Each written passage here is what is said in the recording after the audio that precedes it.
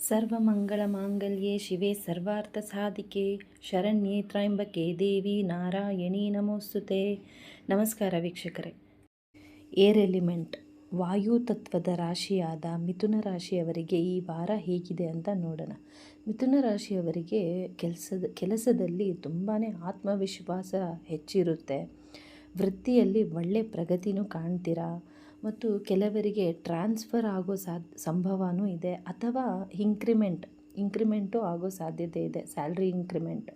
ಮತ್ತು ಈ ವಾರ ನೀವು ತುಂಬ ಪ್ರಾಕ್ಟಿಕಲಿಂದ ಯೋಚನೆ ಮಾಡ್ತೀರಾ. ಆಫೀಸ್ ಕೆಲಸದ ವಿಚಾರವಾಗಿ ಪ್ರಯಾಣವೂ ಸಾಧ್ಯತೆ ಇದೆ. ಕೆಲಸದಲ್ಲಿ ಸ್ವಲ್ಪ ಟೆನ್ಷನ್ ಅಂತಲೂ ಫೀಲ್ ಆಗುತ್ತೆ ನಿಮಗೆ. ವರ್ಕ್ ಪ್ರೆಷರ್ ಜಾಸ್ತಿ ಆಗೋದ್ರಿಂದ ಹೆಚ್ಚಿನ ಜವಾಬ್ದಾರಿಗಳನ್ನು ನೀವು ಎದುರಿಸಬಹುದು.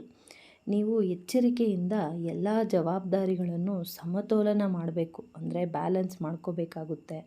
ಮತ್ತು ಸಣ್ಣ ವಾದಗಳು ಆಗಬಹುದು ಆಫೀಸಲ್ಲಿ ಕೊಲೀಗ್ಸ್ ಜೊತೆ. ಸ್ವಲ್ಪ ಎಚ್ಚರಿಕೆಯಿಂದ ನೀವು ಮಾತನಾಡಿ. ಆಫೀಸಲ್ಲಿ ಮತ್ತು ಪಾಲಿಟಿಕ್ಸು ಆಗಬಹುದು.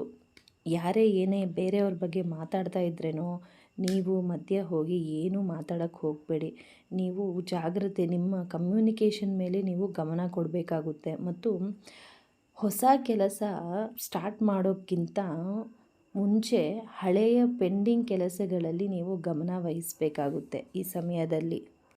ಹಣಕಾಸಿನ ವಿಚಾರ ಹೇಳಬೇಕಾದ್ರೆ, ನೀವು ಯಾರಿಗಾದರೂ ದುಡ್ಡು ಕೊಡಬೇಕಂತ ಅಂದ್ಕೊಂಡಿದ್ರೆ ನೀವು ಎಚ್ಚರ ವಹಿಸಬೇಕು, ಜಾಗರೂಕರಾಗಿರಿ. ಮತ್ತು ಹಣದ ಲಾಭ ಚೆನ್ನಾಗಿರುತ್ತೆ. ಹಣಕಾಸಿನ ವಿಚಾರದಲ್ಲಿ ಒಳ್ಳೆ ಲಾಭ ಇರುತ್ತೆ. ಮತ್ತು ಆತುರದ ಹೂಡಿಕೆ, ಅಂದರೆ ಏನಾದರೂ ಇನ್ವೆಸ್ಟ್ಮೆಂಟ್ ಮಾಡಬೇಕಂತ ಅಂದ್ಕೊಂಡಿದ್ರೆ ಅದನ್ನು ನೀವು ತಪ್ಪಿಸ್ಬೇಕು. ಫೈನಾನ್ಷಿಯಲಿ ನೀವು ಡಿಸಿಪ್ಲಿನಿಂದ ಇರಬೇಕಾಗುತ್ತೆ. ಅನಗತ್ಯ ಖರ್ಚು ಮಾಡದೆ ಬ್ಯಾಲೆನ್ಸ್ ಮಾಡ್ಕೊಳ್ಳಿ.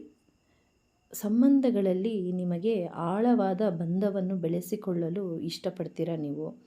ಮತ್ತು ಈ ಸಮಯದಲ್ಲಿ ತಪ್ಪು ತಿಳುವಳಿಕೆಗಳನ್ನು ನಿವಾರಿಸಲು ಒಳ್ಳೆಯ ಸಮಯ ಅಂತಲೇ ಹೇಳ್ಬೋದು.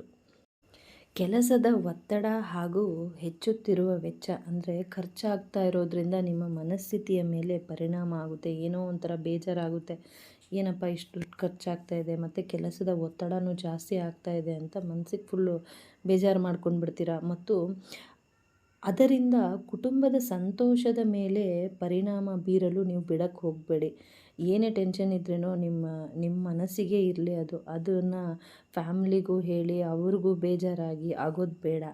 ಮತ್ತು ಕುಟುಂಬದಲ್ಲಿ ಮಾತನಾಡುವಾಗ ನೀವು ಎಚ್ಚರಿಕೆಯಿಂದ ಮಾತನಾಡಬೇಕಾಗುತ್ತೆ. ಏನೇ ಮಾತಾಡಬೇಕಂದ್ರೂ ಯೋಚನೆ ಮಾಡಿ ನೀವು ಮಾತಾಡಬೇಕು.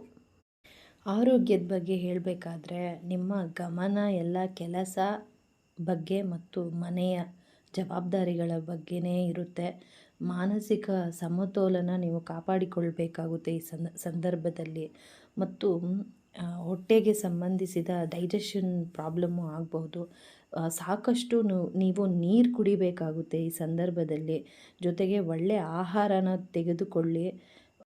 ಪ್ರತಿದಿನ ಮೆಡಿಟೇಷನ್, ಅಂದರೆ ಧ್ಯಾನ ಮಾಡ್ಕೊಳ್ಳಿ. ಮಾನಸಿಕ ಒತ್ತಡ ಕಮ್ಮಿಯಾಗಿ ಸ್ವಲ್ಪ ನಿಮಗೆ ರಿಲೀಫ್ ಸಿಗುತ್ತೆ. ಜೊತೆಗೆ ಈ ಸಂದರ್ಭದಲ್ಲಿ ನಿಮ್ಮ ಸ್ವಭಾವ ಹೇಗಿರಬೇಕಂದ್ರೆ ಡೌನ್ ಟು ಅರ್ತ್ ಇರಬೇಕು. ಮತ್ತು ನಿಮ್ಮ ತಾಯಿಯ ಆರೋಗ್ಯದ ಬಗ್ಗೆ ಅವರ ಯೋಗಕ್ಷೇಮದ ಬಗ್ಗೆ ನೀವು ಗಮನ ವಹಿಸಬೇಕಾಗುತ್ತೆ. ಪ್ರತಿದಿನ ದೇವರ ಆರಾಧನೆ ಮಾಡೋದ್ರಿಂದಾಗಿ ಸ್ವಲ್ಪ ಟೆನ್ಷನ್ನು ಕಮ್ಮಿ ಆಗುತ್ತೆ ನಿಮ್ಮದು.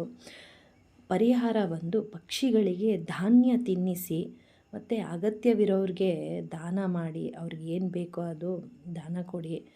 ಮತ್ತು ಜೀವನದ ದಾರಿಯ ಅಡೆತಡೆಗಳನ್ನು ತೆಗೆದುಹಾಕಲು ಬುಧವಾರದಂದು ಗಣೇಶನಿಗೆ ಗರಿಕೆಯನ್ನು ಅರ್ಪಿಸಿ.